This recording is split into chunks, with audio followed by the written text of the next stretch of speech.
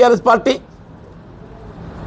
నువ్వు BRS party మీద ఏదైతున్నదో శాపనార్థాలు పెడుతుంటే నువ్వు బీఆర్ఎస్ పార్టీ మీద శాపనార్థాలు పెడుతుంటే ఏమనుకోవాలి?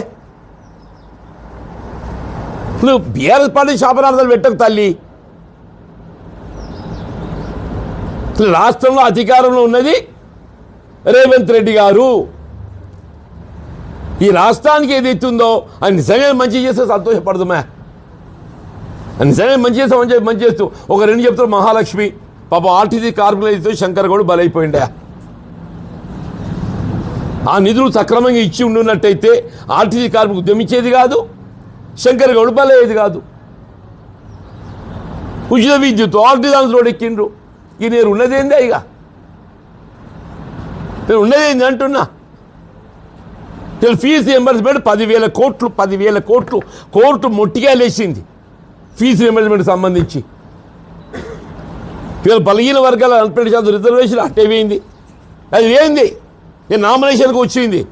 ఇప్పుడు కేవలం సింగిల్ విండో నామినేషన్ చెప్పి నిన్న క్యాబినెట్ నిర్ణయం అయిందంట, ఏదో చర్చ అయిందంట.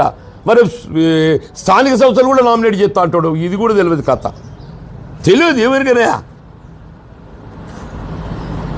ఇప్పుడు నిన్నటి దాకా ఏం నడిచింది?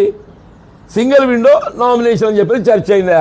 ఇంకా దాన్ని ఏమైనా కానూన్ దొరుకుతో చూస్తారు. స్థానిక సంస్థలు కూడా ఎన్నికలు పోకుంటే నామినేట్ చేయవచ్చా? అట్లుంది పరిస్థితి అని చెప్పి అంటున్నా.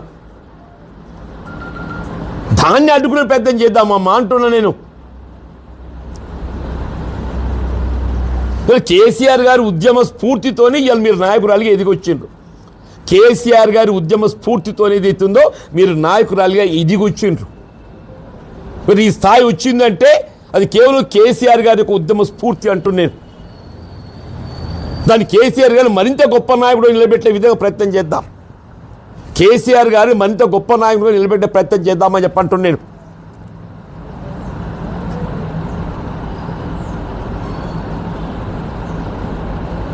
అది అనేది అవుతుందో ఇవాళ అడుపోయి ఇవాళ నువ్వు ఇక్కడ దాకా ఎదిగినావు అని చెప్పంటే ఆయన ఉద్యమ స్ఫూర్తి కేసీఆర్ గారి ఉద్యమ స్ఫూర్తి అయితే నువ్వు ఆయననే మన మనిషి అంటే ఎట్లా తల్లి?